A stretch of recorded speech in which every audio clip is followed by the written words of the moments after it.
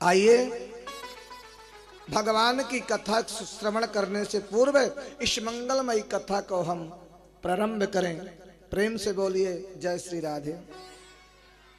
बोलिए भागवत महापुराण की,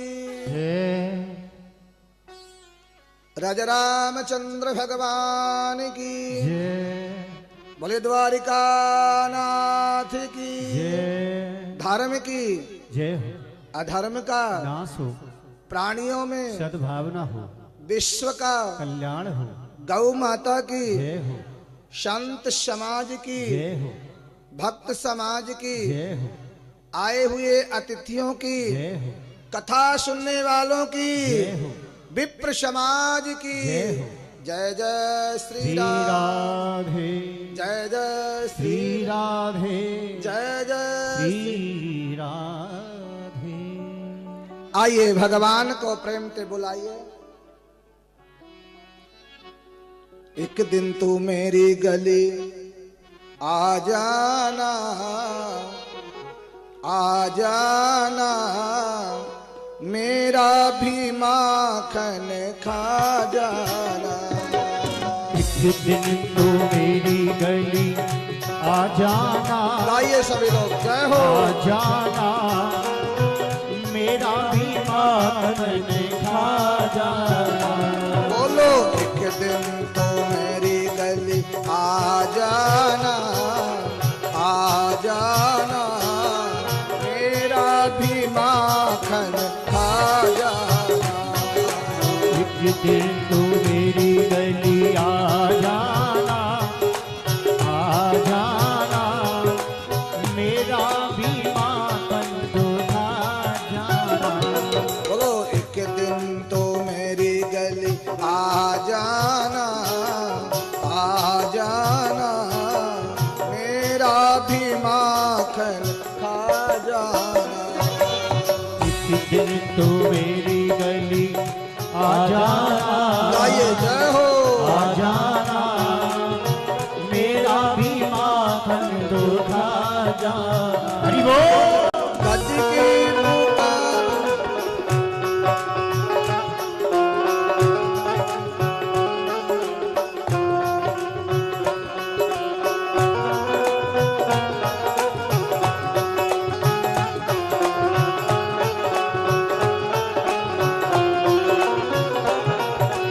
एक दिन तो मेरी गली आ जाना, आ जाना, मेरा भी माखन खा जाना। वे मेरा भी जय हो। माखन खा जाना। गज की पुकार हो या द्रौपदी की तेरे, गज की पुकार हो या द्रौपदी की ढेर। गज की पुकार हो या द्रौपदी की तेरे, गज की पुकार हो या द्रौपदी की ढेर। आते हो दौड़ नहीं करते हो देर, आते हो देर नहीं करते हो देर। आते हो दौड़ नहीं करते हो देर, आते हो दौड़ नहीं करते हो देर। मेरी भी बिगड़ी, मेरी भी बिगड़ी बना जाना, बना जाना, मेरा भी माखन। जय हो। और एक दिन तो मेरी बिगड़ी बना जाना, बना जाना, मेरा भी माखन खा जाना। बोलो एक दिन तो मेरी गली आ जाना, आ जाना, मेरा भी माखन खा जाना।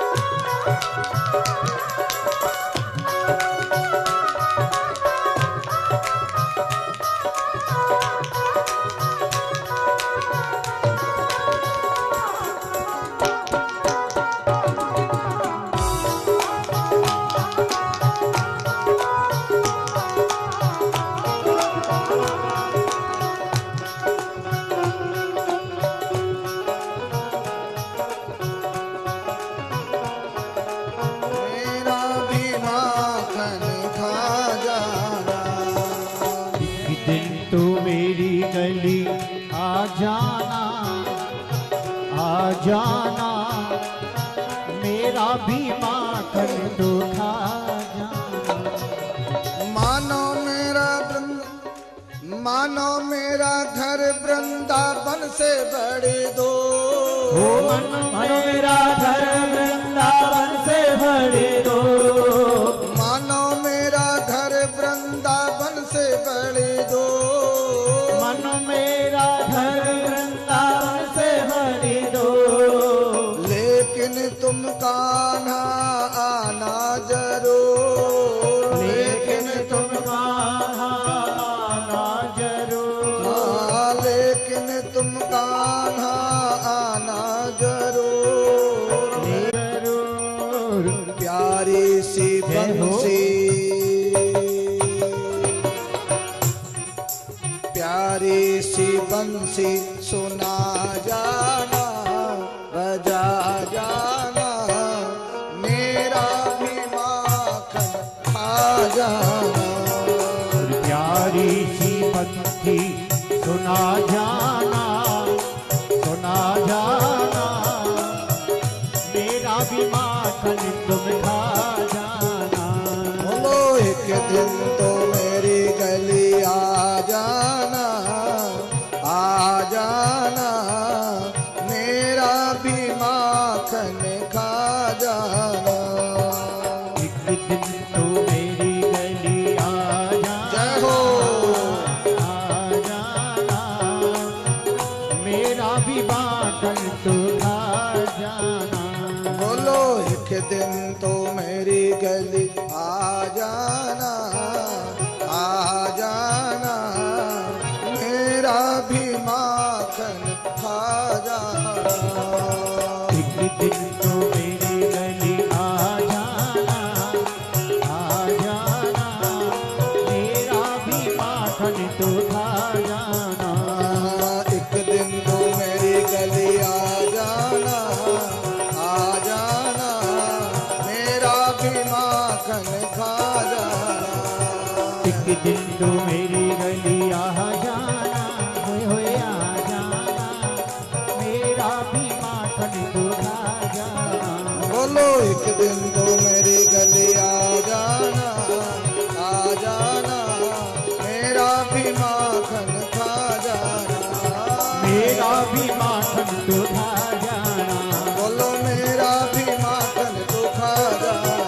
वे मेरा भी माखन तो खा जाना। हरे कृष्णा, हरे कृष्णा, जय हो। कृष्णा कृष्णा, हरे हरे, हरे कृष्णा, हरे कृष्णा, कृष्णा कृष्णा, हरे हरे, हरे रामा, राम राम, हरे हरे, हरे रामा, हरे जय राम, हो। राम राम। उठाइए दोनों हाथों को ताली से। हरे कृष्णा, कृष्णा कृष्णा, हरे हरे, हरे राम, राम राम, हरे हरे, हरे राम, हरे राम, राम राम, हरे हरे, हरे कृष्णा, कृष्णा कृष्णा, हरे हरे, हरे राम, राम राम, हरे हरे, हरे कृष्णा, कृष्णा कृष्णा, हरे हरे, हरे राम, राम राम, हरे हरे, हरे कृष्णा, कृष्णा कृष्णा, हरे हरे, हरे राम, राम राम, हरे हरे। कृष्णा कृष्णा, हरे हरे। अब प्रेम से बोलिए जय श्री राधे। तो भगवान का जन्म कहाँ हुआ? भगवान का जन्म हुआ था मथुरा में, रात्रि के 12 बजे,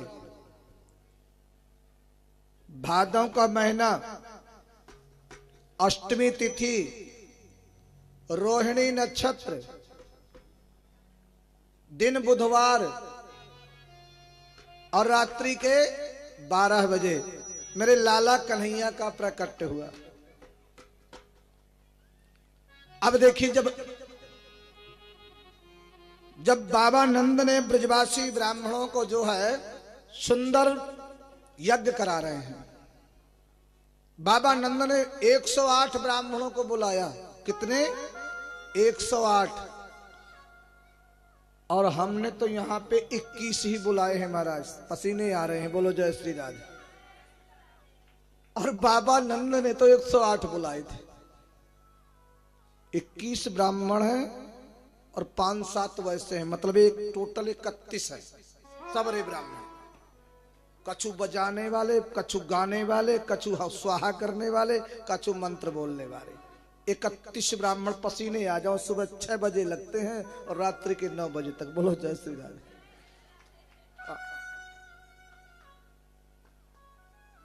और 9 क्या महाराज, क्या बताए। और 2-3 देवियां हैं जो फुल सेवा कर रही हैं। अब पूरी तन से भी, मन से भी और धन से भी। कुछ देवियां हैं जो सुबह 6 बजे आ जाती हैं सफाई करने के लिए, झाड़ू लगाने के लिए, साफ सुथरा करने के लिए। तो बाबा नंद ने 108 ब्राह्मण बुलाए, अनुष्ठान करा रहे हैं, यज्ञ हो रहा है। और पता है बाबा नंद सबको गरम गरम मालपुआ, तस्मई, रबड़ी, काउ दिन रबड़ी का भोग, काउ दिन तस्मई का भोग, काउ दिन जो है रसमलाई का भोग बाबा नंद ब्राह्मणों को प्रेम से पवा रहे हैं। और ब्राह्मणों ने भोजन करते हैं, आहा बड़ा आनंद आया। बाबा नंद सबको जो है दक्षिणा दे रहे हैं। सभी ब्राह्मणों ने यज्ञ के बाद जब दक्षिणा दिया तो ब्राह्मणों ने आशीर्वाद दिया, बाबा तुमने हमारी बहुत सेवा करी है, और बाबा तुम्हारे यहाँ एक लाला होएगो, हमारो आशीर्वाद है तुम्हारे यहाँ एक लाला होएगो, धनवान भव। ब्राह्मण 4 प्रकार से आशीर्वाद दे रहे हैं। बोले धनवान भव, ऐश्वर्यवान भव, और फिर कहते हैं पुत्रवान भव। बाबा नंद ने कहा, ब्राह्मण देवता आपने जो आशीर्वाद दे रहे हो ना, 2 आशीर्वाद तुम्हारे बिल्कुल सत्य हैं, लेकिन एक आशीर्वाद तुम्हारो सत्य ना हो गए। क्यों बाबा? आपने कहा धनवान भव, तो मेरे पास धन की कमी नहीं है। ब्रज 84 कोस में मेरे बारे में सब कोई जानता है। और आपने कहा ऐश्वर्यवान भव, तो मेरा नाम ब्रज 84 कोस में मेरा नाम है। लेकिन एक तुमने आशीर्वाद दिया, दो आशीर्वाद आपके बिल्कुल सत्य है। तीसरा जो आपने आशीर्वाद दिया कि पुत्रवान भव, विप्र देवता 85 वर्ष के है गए, अभी तक न तो लाला हुआ न लाली भई, एक भी लाला ना भयो। ब्राह्मण ने कहा, बाबा तुम चिंता मत करो, तुम्हारे यहां लाला जरूर होएगो, हमारो आशीर्वाद है बाबा। बाबा नंद ने प्रणाम किया और सभी 108 ब्राह्मणों ने आशीर्वाद दिया। और भगवान कहते हैं, मैं सबकी वाणी झूठी हो सकती है, लेकिन विद्वान ब्राह्मण, वेद पाठी ब्राह्मणों की वाणी कभी असत्य नहीं होती है। ब्राह्मण जो श्रद्धा से कह दे, जो आशीर्वाद दे दे, उसे सिरोधार होना चाहिए। व्रथा न हो ये देव ऋषि वाणी, जो वेद पाठी ब्राह्मण हैं, जो झूठ नहीं बोलते, जो संध्या वंदन करते हैं, जो अपने हाथों से रोटी बना करके पाते हैं, जो जमीन पर शयन करते हैं, नित्य त्रिकालदर्शी, गायत्री मंत्र का नित्य जपने वाला ब्राह्मण यदि अपनी वाणी से आपको कहता है पुत्रवान भव, सौभाग्यवती भव, ऐश्वर्यवान भव, उसकी वाणी सत्य होगी, कभी सत्य नहीं हो सकती। भगवान कहते ब्राह्मणों मुखमासी। आशीर्वाद देकर के ब्राह्मण गए, और जैसे ब्राह्मण चले गए, यहां पृथ्वी पर भार पाप ही पाप होने लग गए। कंस ने सबको मना कर दिया, कोई हवन नहीं करेगा, कोई यज्ञ नहीं करेगा, कि यज्ञ विष्णु का रूप है। और जो यज्ञ करते हैं, जो कथा सुनते हैं, वो भगवान के प्रिय होते हैं। पृथ्वी में भार बढ़ गया, देवता परेशान रहने लग गए। माता पृथ्वी ने गौ का रूप धारण किया और गौ का रूप धारण करके विधाता ब्रह्मा के पास पहुंचे। विधाता ब्रह्मा ने सभी देवताओं को एकत्रित किया और सभी देवता एकत्रित होकर के भगवान को पुकारने लग गए। गोविंद, पृथ्वी ने कहा मेरे ऊपर बहुत भार है, यदि इसी प्रकार से लोग पाप करते रहेंगे तो मेरे में जो अन्न होता है, जो अन्न आदि खाने की जो वस्तु प्रकट होती है, आने वाले कलयुग में ये खाने की पृथ्वी में से जो प्रकट होता है वो भी कम हो जाएगा। पहले कितना अन्न हुआ करता था, हर वस्तु पृथ्वी में है, लेकिन इसमें यज्ञ होना कम हो गए। अब यत्र तत्र यज्ञ सुनाई पड़ते और यज्ञ से माता पृथ्वी प्रसन्न रहती है। माता पृथ्वी पर यज्ञ होना चाहिए। और जैसे भगवान को पुकारा गया, गोविंद से प्रार्थना किया गई और गोविंद ने आकर कहा मैं जरूर ब्रज में जो है बाबा नंद के यहाँ देवकी वसुदेव का पुत्र बन करके आऊंगा और पृथ्वी का भार उतारूंगा। आप लोग सभी जो है निश्चिंत हो जाइए, मैं कुछ ही दिन में आकर के पृथ्वी में सभी दुष्टों का संहार करूंगा और भूमि का भार उतारूंगा। विप्रधेन सुर संतहित लीन मनुज अवतार निज इच्छा निर्मित तनु माया गुण गोपाल। देवता लोग जाने लग गए तो विधाता ब्रह्मा ने कहा कहां जा रहे हो? बोले बस भगवान ने आशीर्वाद दे दिया, अब भगवान आएंगे तो दुष्टों का संहार करेंगे। तब विधाता ब्रह्मा ने कहा भगवान दुष्टों के लिए नहीं आते हैं, भगवान संतों के लिए आते हैं, गौ ब्राह्मण के लिए आते हैं, पृथ्वी का भार उतारने के लिए आते हैं। लेकिन उसमें भी कंस जैसे, शिशुपाल, दंतवक्र, हिरण्यकश्यप आदि जो बड़े बड़े दैत्य रास्ते में आते हैं, भगवान उनको सफाया भी कर देते हैं। और वास्तव में भगवान का जो प्रकट होता है तो गौ ब्राह्मण के लिए होता है, पृथ्वी का भार उतारने के लिए होता है। तब विधाता ब्रह्मा ने सभी देवताओं से कहा नहीं, हम लोग सभी भगवान की सृष्टि में सहयोग करें, भगवान की लीला में साथ दें। बोले फिर क्या करें? वही कोई मनुष्य बनिए, कोई संत बनिए, कोई वृक्ष बनिए, कोई बंदर बनिए, नाना प्रकार की योनि में चल करके ब्रजमंडल में सब प्रकट हो रहे हैं।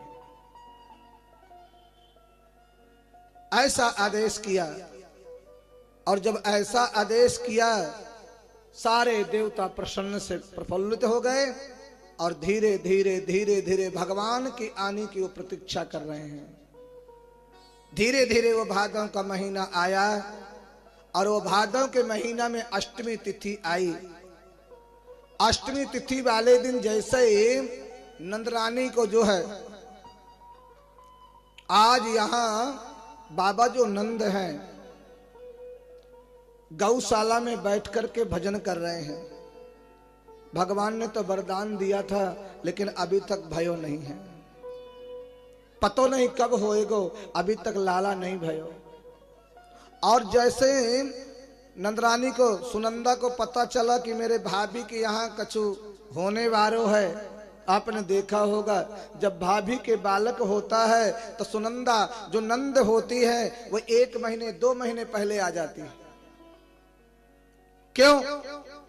बाबा नंद की जो बहन है उसका नाम है सुनंदा और उन्होंने सोचा कि भाभी के भैया के यहाँ भाभी के लाला होगो तो 9 लाख हार मिलेगा, बहुत सारा धन मिलेगा। सुनंदा ने मन में विचार करके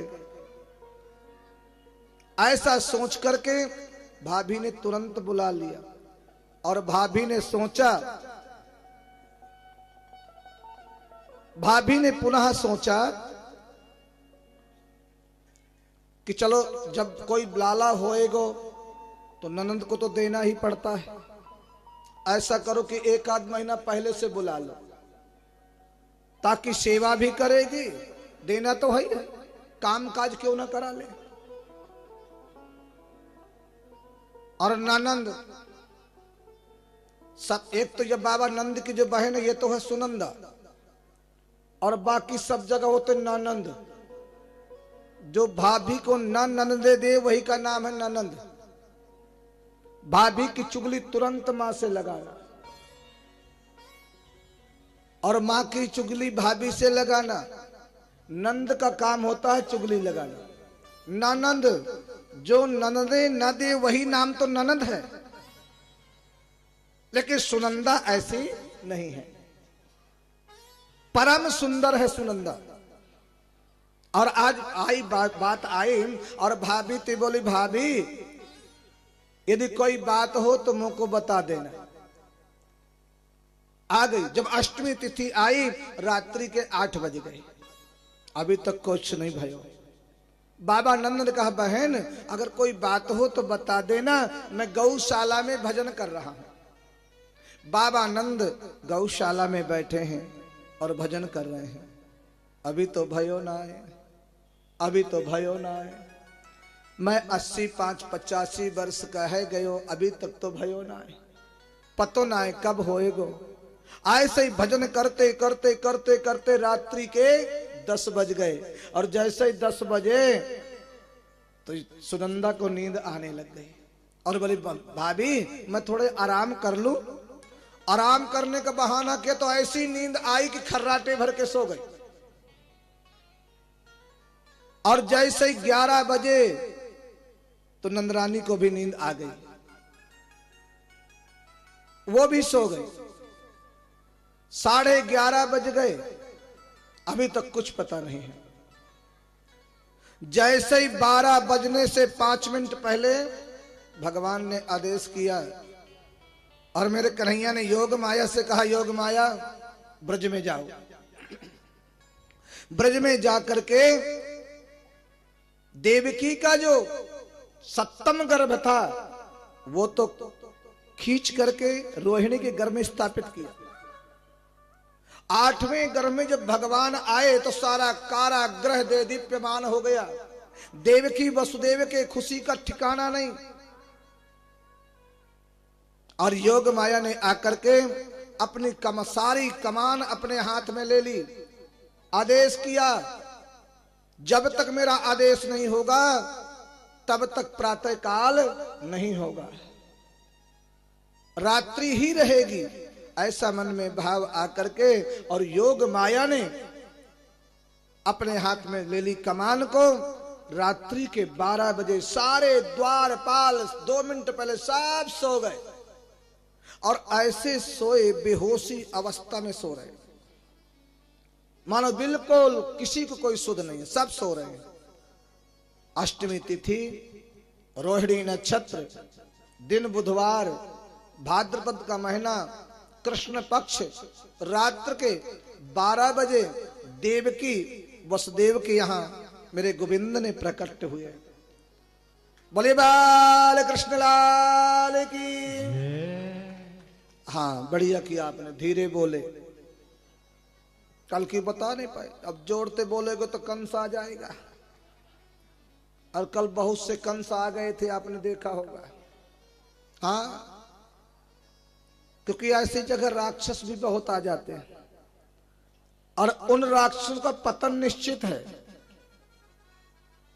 जो भागवत देखिए, दुनिया का किया हुआ पाप आपका खत्म हो सकता है पूजा से, पाठ से, अनुष्ठान से। अनजान में यदि तीर्थों में भी पाप होते हैं तो आपके खत्म हो सकते हैं भागवत कथा में आने से।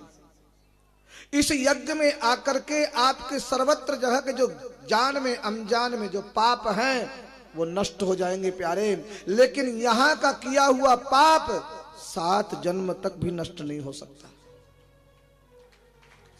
और यहां तो नष्ट होगा ही नहीं, मरने के बाद उसको कन्फर्म है कि वो नाली को कीड़ा उसको बनना है, 60 वर्ष वहां भी व्यतीत करने हैं।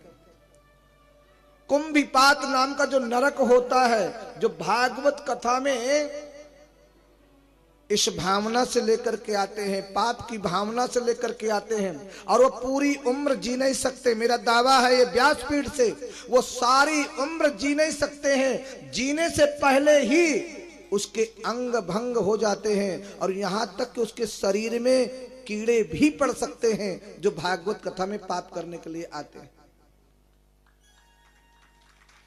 इस कथा से यहां के यज्ञ का प्रयाश्चित, हम तो दुखी हुए लेकिन वो जीते जीते ही थोड़ी देर का सुख होता है। वैसे भी कहते हैं सोना पाना भी अशुभ है, सोना पाना बहुत अशुभ है। जिसने भी सोना पाया हो या लिया हो, मानिए वो अपने कुल का नाश करने वाला है। याद रखना, उसके कुल का नाश होता है जो सोना की चोरी करता है। जीते जीते वो कुल का विध्वंस करने वाला है, नाश करने वाला है। अरे जब नाश ही हो जाएगा तो उस सोने को करोगे क्या? कथा में जाइए तो अपने नाश का दीपक बुझाइए मत। वंश का दीपक नाश हो जाता है। भागवत कथा में, यज्ञ की कथा में यदि हम चोरी करते हैं या सोना पाते हैं या किसी वस्तु को अपने पास रख लेते हैं पराये हस्त का, याद रखना। और जिन्होंने यदि किया है, देखना वो अपने परिवार का नाश करने के लिए तुला हुआ है और उसका नाश हो जाएगा। क्यों?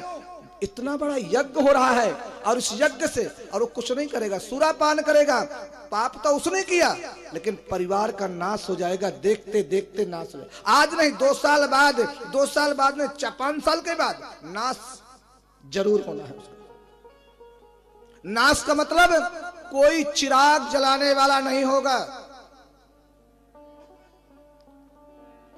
कोई दीपक जलाने वाला नहीं होगा। भगवान की कथा में याद रखना, यज्ञ नारायण की कथा में यदि तुम्हें कोई वस्तु मिलती है उसे प्रेम से वापस कर देना चाहिए। और यहां तक कि हाथ जोड़ करके उसको वापस कर रहे, महाराज मुझे प्राप्त हुई है, तुरंत उसको वापस करना चाहिए। भागवत कथा का अपराध कहीं नष्ट नहीं होता। इसलिए भगवान का मथुरा में प्रकट हुआ सज्जनों, देव की वसुदेव का खुशी का ठिकाना नहीं रहा। और जैसे 8वें गर्भ भगवान मेरे प्रकट हुए, योग माया ने 8वें गर्भ को जो है 7म गर्भ का रोहिणी के यहां स्थापित किया। 8वें में भगवान जब आए, मेरे भगवान चतुर्भुज रूप लेकर के मां देवकी के सामने प्रकट हुए। देवकी वसुदेव ने भगवान से स्तुति किया, प्रभु इतनी बड़ी झांकी को कैसे छुपाएंगे? भगवान शंख चक्र गदा पद्म लेकर के आए थे। आज मैया देवकी ने कहा, भगवान कहते मैया आपने मुझे पुत्र के रूप में मांगा था तो हम पुत्र बनकर के आ गए हैं, आप हमको बेटा कह दो, मैं आपको मां कह दूं। मैया देवकी ने कहा, मैंने आपको पुत्र के रूप में मांगा था और बेटा जो होता है वो छोटा होता है, और तुम तो 7 फुट के बन के आए हो, शंख चक्र गदा पद्म लेकर के आए हो। लोग क्या कहेंगे? राम राम राम राम, 7 फुट का बेटा हुआ है, शंख चक्र गदा पद्म लेकर के बेटा हुआ है, आप मेरे बेटा बन के आए हो या मेरी हंसी उड़ाने आए हो? कन्हैया ने कहा, मैया हम जहां भी जाते हैं सो ऐसे ही चले जाते हैं। कैसे? अब बताओ, आपके 6 पुत्रों को मार दिया, 7 पुत्रों को कंस ने मार दिया, और यदि कंस मामा अभी दौड़ते चले आएंगे तो मैं अगर छोटा बन के आता तो मैं कैसे बचा पाता? और इस समय यदि कंस आएगा